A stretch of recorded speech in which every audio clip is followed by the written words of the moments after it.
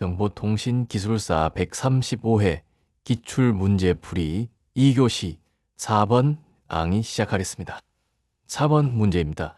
정보통신 설비 유지보수 관리 시행에 따른 대상 건축물의 범위, 유지보수 관리와 성능 점검의 차이점 및 제도 발전 다간을 설명하시오. 라는 문제입니다. 최근에 정보통신 설비 고수 관리 관련되어서 정보통신공사법이 개정이 되었고, 그에 따라서 시행령 개정되었고, 그 다음 시행규칙과 관련 고시에 관한 지금 안이 지금 올라와 있는 상태입니다.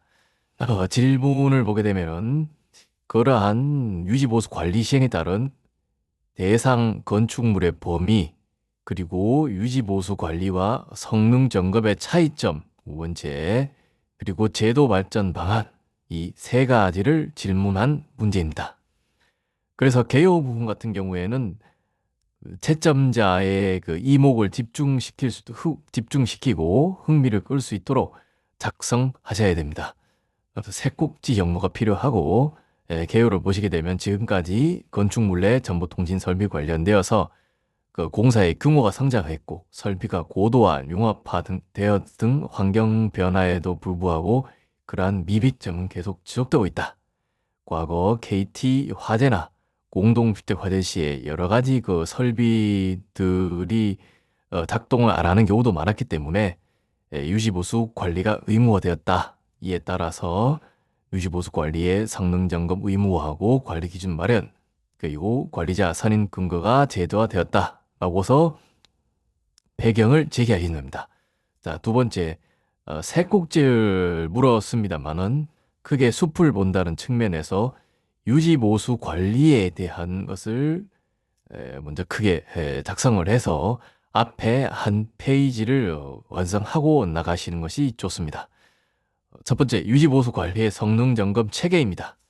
그 성능 체계에는 관리 기준을 제정을 해야 되고, 그리고 관리 및 성능 점검을 의무화하고 거기에 따른 관리자 선임 근거, 이 마련하는 것이 핵심입니다. 법적 근거에 대한 동향입니다. 그래서 23년 7월에 정보통신공사법 일부가 개정이 되었고 24년 7월부터 시행이 되었습니다. 거기에 따른 시행령은 24년 10월에 개정이 되었고, 동법 시행 규칙 및 고시가 이번에 과기정통부 홈페이지에 들어와 있으면 안이 올라와 있습니다. 그 부분도 조금 이따가 설명을 드리겠습니다. 그래서 이 올라와 있는 안 기준으로 보게 되면은 통신설비, 방송설비, 정보설비, 기타 설비, 요 네 가지에 대한 세부적인 사항들이 규정되어 있습니다. 자, 세 번째, 유지보수 관리 시행 및 대상 건축물의 범위. 맨 처음 질문한 것에 대한 이제 답안입니다. 법적 근거는 공사법 시행령 37조의 2. 만약에 이 부분이 기억이 안 나시다 그러면 공사법 시행령만이라도 작성을 하셔가지고 득점을 하셔야 되거든요. 일부라도 득점하셔야 됩니다. 건축물의 범위입니다. 대상은 건축법 제2조 2항에 따른 용도별 건축물 중에서 연면적 5,000제곱미터 이상의 건축물입니다. 제외는 공동주택하고 학교시설입니다. 사실 좀 안타깝지만 이번에 공동주택이 제외되었습니다만은 향후에 또 상황이 바뀌거나 저희가 끊임없이 논리개발해서 공동주택이나 학교시설도 포함되도록 해야 할 것으로 생각합니다. 여기에는 이제 어느 정도 그 관심을 가지고서 현안 이슈에 대해서 뭔가를 본인이 어필할 수 있는 부분입니다. 그래서 시행령 개정 단계에서 주택관리사협회 등에서 관리비 인상을 이유로 해가지고 도직적으로 반대를 했습니다. 그래서 공동주택이 제외되어서 개정되었습니다. 그래서 단계별로 이제 의무화를 하는데 대상물에 대해서 3만 제곱미터 이상이냐, 그 다음 1만에서 3만까지, 5천에서 1만까지 해서 요 단계별 시행 시기가 나와 있습니다. 자, 그 다음 두 번째 질문 꼭지인 유지보수 관리와 성능 점검의 차이가 무엇이냐입니다. 요 개념 차이를 먼저 적으셔야 됩니다. 요거는 과기정통부에서 발표한 자료를 제가 탐구해서 따왔습니다. 그래서 유지보수 관리와 성능 점검, 예, 그 말이 그 말이 아니냐라고 볼 수 있겠습니다. 분명히 거기에 따른 차이점이 존재합니다. 그래서 관리 주체 그리고 직접 선임을 해서 유지보수 관리자를 뽑거나 아니면 정보통신공사업자에게 위탁을 한 구조입니다. 그리고 지자체에 신고를 합니다. 요 표를 유심히 잘 보셔야 됩니다. 그 다음 성능 등급입니다. 왼쪽과 비교하십시오. 관리 주체는 지자체에 제출을 합니다. 그리고 마찬가지로 소속 정보통신 기술자를 직접 수행한 겁니다. 그리고 이 공사업자에다가 영역업자까지 왼쪽하고 다르죠, 그죠? 그래서 대행을 시킨답니다. 여기는 위탁이죠. 그래서 지자체에 신고하느냐, 제출하느냐, 위탁이냐, 대행이냐 이러한 법적 용어들도 유심히 살펴보시기 바랍니다. 다음 3페이지입니다. 자, 그래서 차이점, 아까 보셨던 유지보수와 성능 점검의 차이점에 대해서 두 번째로 소주제로 계속 차이점을 서술해 나가고 있습니다. 그래서 유지보수 관리는 공사업자가 하고 성능 점검은 공사업자와 정보통신 용역업자가 하도록 되어 있습니다. 그래서 필요하시면 기억을 하시면 이렇게 37조의 3, 4에서 법적 근거까지 적어주시면 좋습니다. 그 다음에 수행 내용의 차이입니다. 할 수 있는 사람의 차이고 다음은 내용의 차이입니다. 내용은 유지보수 관리와 성능 점검의 어떠한 내용이냐. 그래서 완공률 기준은 5년부터 매년 1회 이상 그리고 완공률 기준은 5년부터 매년 1회 이상 성능 점검을 한다. 그렇죠. 그 다음에 성능 점검표에 반기별 1회 이상 기록한다. 그래서 이렇게 해서 차이를 두시면 됩니다. 다음 제도 발전 방안입니다. 여기가 이제 본인의 어떤 생각과 정보통신기술사로의 시험을 치르는 수험생으로서의 어떤 자세를 볼 수 있는 부분이기 때문에 적극 코피라고 생각을 좀 하셔가지고 작성해야 될 부분도 있습니다. 제도 발전 방안을 그냥 텍스트로 해가지고 막 계속 두시면은 가독성이 떨어지고 눈에 들지 않습니다. 이렇게 세부적으로 북극 지정도 알아서 박스화 시켜가지고 인덱스를 정하셔가지고 자신의 생각을 적으셔야 됩니다. 그래서 감리 대상 아까 말씀드린 공동주택이 제외되었습니다만은 보시게 되면은 감리 대상 전체적으로 공동주택에 확대하고 전문성 위주로 업역 구분을 제도화해야 한다. 그런 부분과 정보통신 전문가만이 할 수 있는 전문 분야에 집중하고 또 이를 토대로 제도화를 이룩해 나가야 된다라고 저는 만들어 보았습니다. 자, 그래서 공동주택 감리 영역을 확대해야 됩니다. 그래서 자연스럽게 공동주택 유지 관리까지도 제도화되도록 기반을 조성하는 것입니다. 이 부분 같은 경우에 이제 예를 들어서 그 사용 전 검사 대상이 지금은 이제 회선 설비나 방송 설비나 이제 그 이동통신 설비 3개로만 되어 있습니다만은 CCTV 뭐 출입 통계 그다음에 주차 관제 이런 부분들까지도 이제 사용 전 이제 검사 대상 포함을 시켜서 확대하다 보면은 거기에 따른 유지 보수에 대한 중요성도 증가하기 때문에 이렇게 할 수 있다고 내린다. 그 다음 또 하나 문제가 사실은 이제 유지 보수나 성능 점검은 엔지니어링 영역입니다. 유지 보수에 관한 공사업자가 쓰는 영역이고 N3법에 보게 되면은 유지 보수는 엄연히 엔지니어링 영역으로 규정되어 있습니다. 근데 이번에 이제 정보통신공사법이 개정이 되면서 유지 보수 관리는 공사업자만이 할 수 있고 성능 점검에서 이제 엔진 영역업자가 할 수 있도록 그렇게 올라가 있는 구조로 되었습니다. 그래서 더 기술적인 전문 기술이 필요한 유지보수는 엔지니어링 분야로 한정할 필요가 있다라고 적어주시면 됩니다. 두 번째, 그래서 지금 공동주택이나 여러 가지 건축물에 대해서 저희가 어필할 수 있는 분야가 뭐냐라고 봤을 때 이 정보보안 분야, 공동주택 해킹 대책 제도화처럼 업무용 건물의 정보보안 대책에도 제도체를 만들고 거기에 따라서 정보통신 전문가들이 전문성을 발휘할 수 있도록 해야 된다는 내용입니다. 또한 저희 정보통신 분야의 전문가들도 어떤 전문 분석 장비를 활용해가지고 타 업역과 차별되는 정보통신만의 전문성을 갖다가 보여줄 필요가 있다는 차원에서 작성했습니다. 자, 마지막으로 매진 말입니다.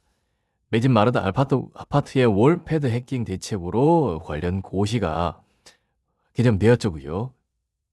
근데 이게 설치로 끝나는 것이 아니라 주기적이고 지속적으로 전문가의 유지 보수가 필요하다라고 이제 유시고요. 그래서 유지 보수 체계는 이제 기계 전기 소방 설비와 근본적으로 다르다. 이 정보 통신 설비는 그래서 엔지니어가 전문적으로 지속적으로 체계적으로 수행하고 있어야 한다. 그래서 향후에 시행 규칙 지금은 안에 올라왔습니다만 그 다음에 정보통신 설비 유지 보수 관리 기준 이따가 그 안을 보여드리겠습니다. 이런 고시는 디지털 재난 방지와 대국민 정보통신 서비스 안정성 차원에서 개정돼야 한다. 하고 지금 의연중으로 지금 표현한 것입니다.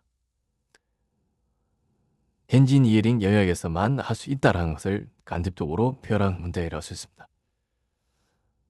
그리고 차제에 현재 그 정보통신공사업법에 엔지니어링이 얹혀 있는 이제 구조입니다. 따라서 엔지니어링의 전문성 확보를 위해서는 뭐 가칭, 정보통신기술관리법, 뭐 다른 명칭을 써도 됩니다만은 그래서 이제 분리되어야 할 시점이 왔다. 전기나 수학 분야처럼 이렇게 적으신 게 좋겠습니다.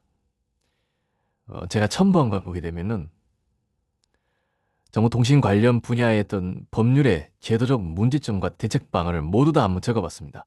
설계, 감리, 유지보수, 공사업법 다체, 그다음 방송통신발전법 시행령, 그 탑법인 건축법 시행령 이 분야까지 다 봤습니다. 간단하게 설명을 드리자면 설계의 경우에는 설계에 대한 구체적 자격이나 등급의 구분이 없습니다. 기술자에는 모두 서명과 날인이 가능합니다. 그래서 최근에 10,000제곱미터 이상 기술사 날인을 제도화하려고 지금 추진에 있습니다. 또 이제 타 업역에서 물론 반대하는 부분이 있습니다만 계속 논리를 개발해서 추진되어야 될 것으로 생각합니다. 감리 분야입니다. 현재 제도로서는 공사의 기준으로 단순 배치입니다. 한 명도 가능합니다. 다른 업역을 보게 되면 복수의 감리원들이 투입을 되어서 전문성을 발휘하고 있는데 저희는 한 명이 모든 것을 다 해야 됩니다. 그리고 상주, 비상주, 부분상주 등의 그러한 기준도 없고 상주 감리 기한도 발주처와 협의한다 라고 해서 불명확하고 감리 PQ 제도화에 대해서도 좀 그렇고 민간은 지금 공동주택 수익하고 있습니다. 그 다음에 기란통신 사업자가 공사를 하면서 자체 감리하는 가능한 전기통신 사업법 17조의 규정이 있습니다. 이 조항은 정보통신공사업법 제12조와 법률 간의 충돌이 발생하는 부분입니다. 자, 유지보수입니다. 공사업자가 전제 유지보수 관리하고 성능 점검하게 되어 있습니다. 엔지니어링 사람 진흥법과 배치되죠. 그리고 타 업역인 전기, 소방, 기계 분야는 영역업자가 유지보수하고 있습니다. 이 부분도 맞지를 않습니다. 이번에는 그렇게 개정이 되었습니다만은 장기적으로는 공사업법과 엔지니어링법으로 분리시켜가지고 이 부분을 확실히 하고 넘어가야 될 부분이라고 생각합니다. 정보통신공사업법 해결 문제입니다. 지금 지능형 홈네트워크 아직 사용자 검사 대상이 아니죠. 이런 부분들입니다. 그리고 고도화, 융복화된 제대로 CCTV 설비나 이거 장기적으로 계속 발전하고 있는데 사용 전 검사 대상은 지금 3가지밖에 안 되고 특공전 설계하는 공무원들이 한 겁니다. 근데 이 부분도 정보통신 기술자가 서명이나 이 설계도 검토를 토한 이후에 공무원들이 화해하는 방식으로 가는 게 어떨까라는 것이 저의 생각입니다. 논문, 공사법 기반으로 해서 계속 엔지니어에게는 걸림돌로 지금 작용하고 있죠. 그래서 분리가 필요하다. 그리고 방송통신 발전 시행 한번 보십시오. 이것도 지금 질환상질에 자세하게 설명드리기는 어렵습니다만은 통신과 정보 처리 엔지니어링 사업자가 설계해 주셔야 되겠습니다. 정보 처리 엔지니어링 이 부분입니다. 지금 점점 더 전문화되고 분업화된 상황에서 정보 처리 분야까지도 지금 같이 할 수 있도록 방송통신발전법 시행령이 되어 있습니다. 그다음 건축법 시행령에 10,000제곱미터 이하 건축물에 이런 관계 전문 기술자의 정보통신 대운사가 제외되어 있죠. 그래서 이번에 그 시행령이 아니라 건축법 자체 67조에다가 기존에 하던 어벽 다 포함시키고 그리고 정보통신 등 해서 기술사가 되어 수 있도록 이 서로 윈윈 할 수 있는 구조로 지금 추진을 하고 있습니다만은 마찬가지로 이것도 관련 타 부처에서 시행령으로 하면 충분하지 않느냐라는 식으로 난색을 지금 표하는 상황입니다. 자, 여기 안입니다. 최근에 나온 위지보수 안입니다. 여기 보시게 되면은 위지보수 관리란 무엇이냐라고 되어 있어서 정의가 나와 있습니다. 나가서 보십시오. 성능 점검에 대한 정의 나와 있습니다. 그러니까 유지보수 관리와 성능 점검이 정의가 별도로 구분되어 있습니다. 자, 용역업자를 보십시오. N3법 신고하거나 비유사법으로 사무소를 개설한 자, 그 다음에 통신전자 정보 처리 등 대통령이 어려운 정보 통찰을 보유하고 용역업을 병행하면 자를 말한다 라고 되어 있습니다. 자, 건축물에서 건축물 내의 정보통신 설비를 설계라 감리를 할 수 있는 용역업자는 누가 있습니까? 엔지니어링 사업자, 기술사 사무소를 차린 기술사, 또 누가 있죠? 건축사가 있죠. 건축사가 용역업자로 정보통신 공사업법이 개정이 되면서 지정이 되었습니다.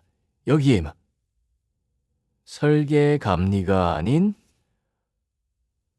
유지보수 관련된 없죠. 이 부분도 한번 유심히 보시기 바랍니다. 자, 이렇게 전반적인 고시안이 이렇게 규정되어 있습니다. 그리고 보시게 되면은 거기에 필요한 설비가 뭐냐라고 해서 통신설비, 방송설비, 정보설비, 쭉 웬만한 설비들은 다 들어가 있습니다. 이런 부분들이 정통기 전문가들이 전문성을 발휘해야 될 부분이겠죠. 기타 설비 있습니다. 그리고 검토사항, 그 다음에 대가 산정 기준까지도 보시면은 엔지니어링 기술자 등급별 노임단과 산정하다. 그래서 직접 경비, 재경비, 기술료. 자, 이뭡니까? 직접 임금. 이제 N3법에 의한 엔지니어링 사업 대가 기준은 엔지니어링 용역에 대해서 사업 대가의 기준입니다. 이제는 공사업자가 이 엔지니어링 사업 대가 기준에 의해서 비용을 받아가는 구조이죠. 뭔가 이상하지 않습니까? 자, 그래서 쭉쭉 넘어가겠습니다. 이상으로 4번 문제 해설을 마치겠습니다.